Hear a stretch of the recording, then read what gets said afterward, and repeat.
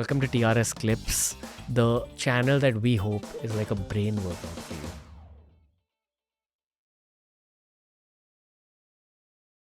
राजस्थान में तो बहुत पुराना जाता है राजस्थान की हिस्ट्री, यदि टाइमलाइन से शुरू की जाए तो। जैसे रामायण और महाभारत में राजस्थान के वर्णन है। नॉर्मली ये माना जाता है कि भगवान राम ने जब समुद्र से रास्ता मांगा था लंका जाने के लिए और समुद्र ने मना कर दिया था कि रास्ता नहीं दिया जाएगा, राम जी 3 दिन तक वहाँ पर बैठे रहे। तब समुद्र डरा जब उन्होंने अपना बाण चढ़ाया और उसने कहा मैं रास्ता दे दूंगा, आप बाण मत चढ़ाइए। पर ऐसा कहते हैं जब वो बाण चढ़ चुका तो उसको कहाँ छोड़ा जाए, तो फिर वो राजस्थान की तरफ छोड़ा गया, ऐसा मानते हैं। और कहते हैं पहले हमारे यहाँ समुद्र था और उस बाण की वजह से वो समुद्र सूख गया। ऐसा रामायण के साथ हमारे राजस्थान की हिस्ट्री जुड़ जाती है।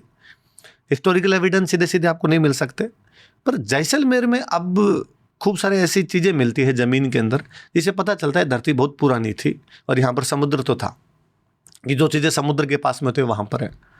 इवन महाभारत में ऐसे उल्लेख मिलेंगे राजस्थान के आपको कि अर्जुन के जो बेटे थे अभिमन्यु, जो चक्रव्यूह के अंदर फंस गए थे, उनकी शादी राजस्थान हुई थी।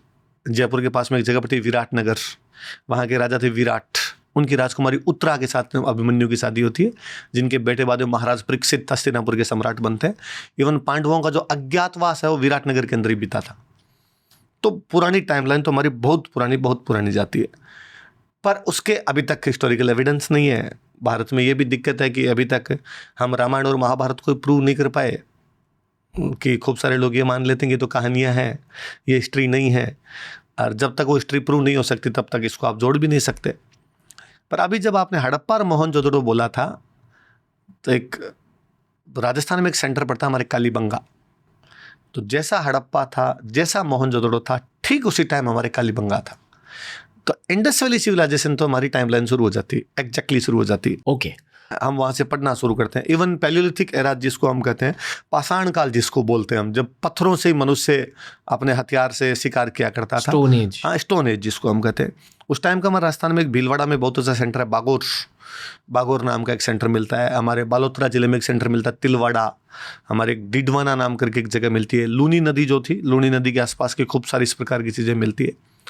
पर कालीबंगा के बाद में थोड़ा और ज़्यादा विस्तार से मिलता है। हमारे एक सिविलाइजेशन भी कालीबंगा से थोड़ी सी बाद की, आहड़, उसी टाइम के आसपास की सिविलाइजेशन है आहड़, उदयपुर के ठीक पास में आहड़ नाम का एक गाँव। उन लोगों का ग्रीक और रोमन के साथ में ट्रेड था, क्योंकि ग्रीक और रोमन चीज़ें मिली है वहाँ से।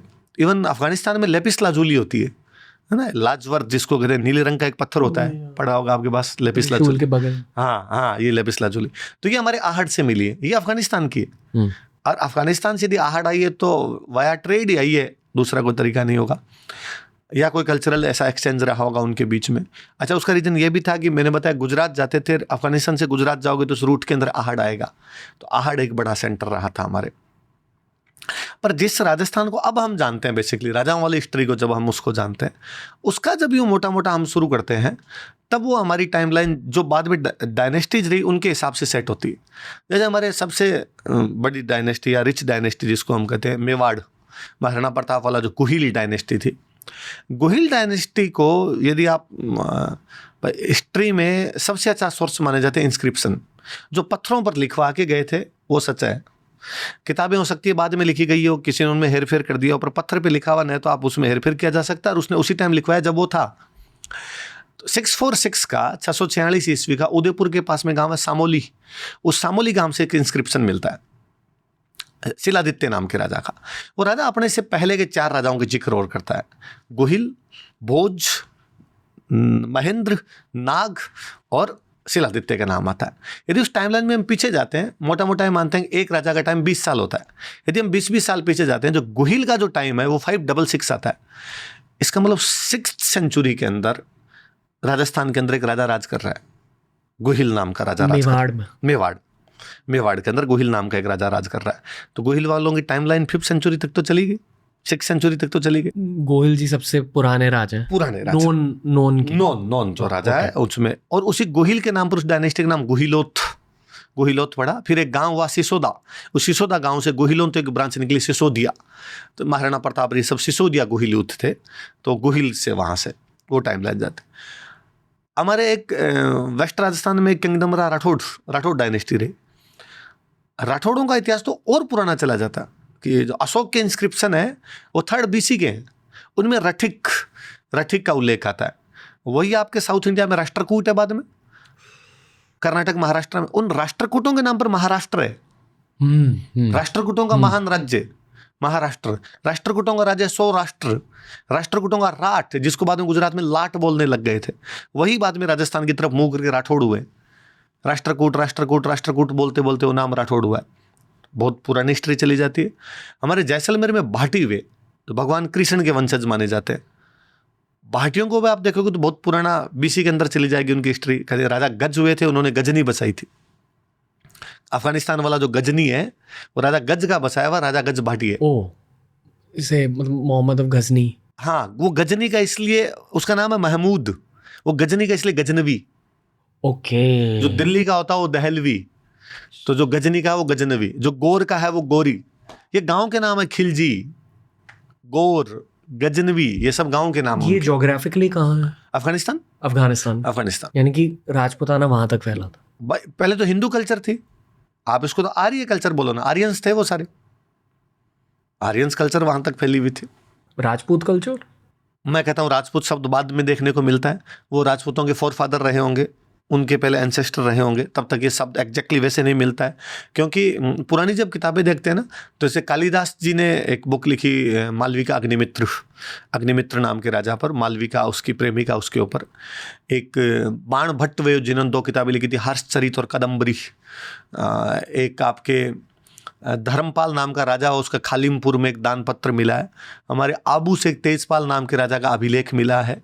चाणक्य के अर्थशास्त्र जो है उनसे में राजपुत्र शब्द है, राजपूत नहीं है। वो राजपुत्र, राजा का पुत्र, राजपुत्र, वो राजपुत्र करते करते बहुत बाद में जाके वो राजपूत नाम आने लगा।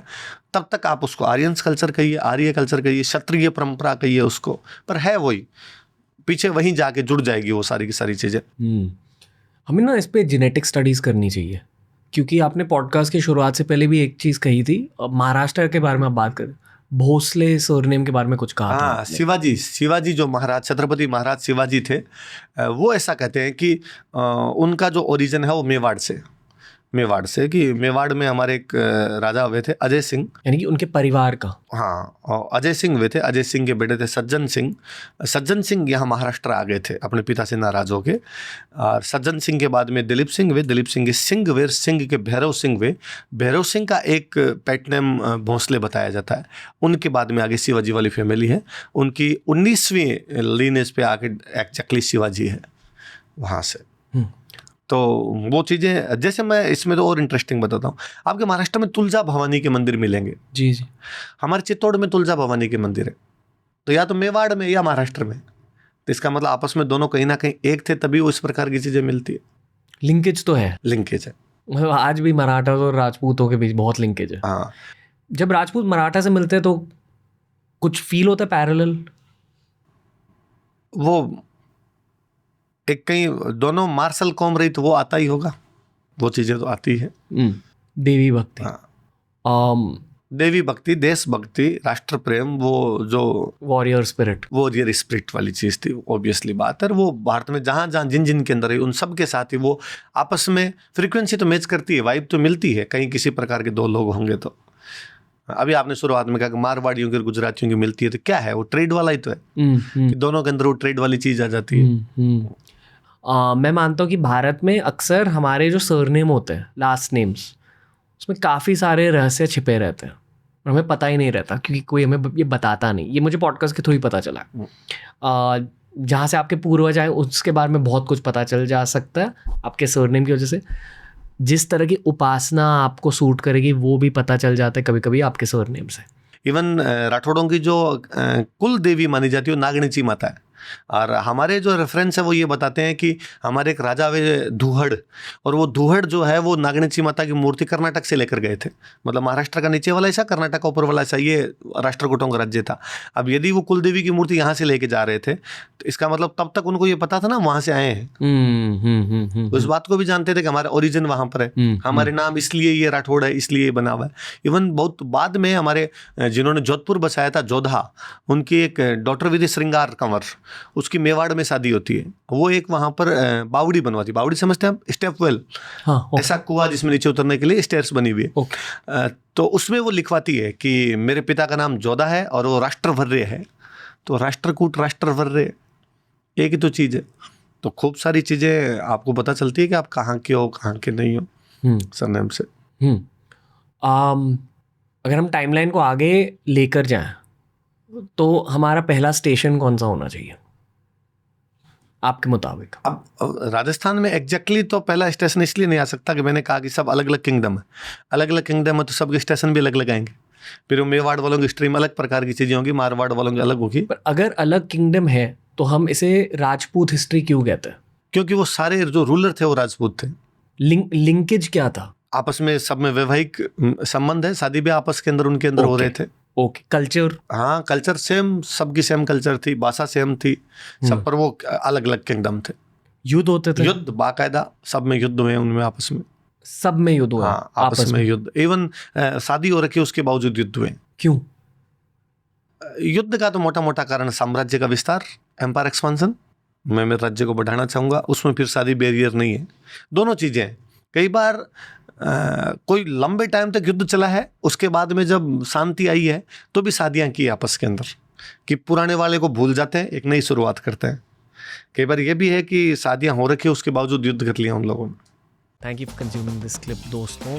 अगर ऐसे ही और क्लिप्स एक्सप्लोर करने तो इस चैनल के प्लेलिस्ट्स को ज़रूर एक्सप्लोर करना।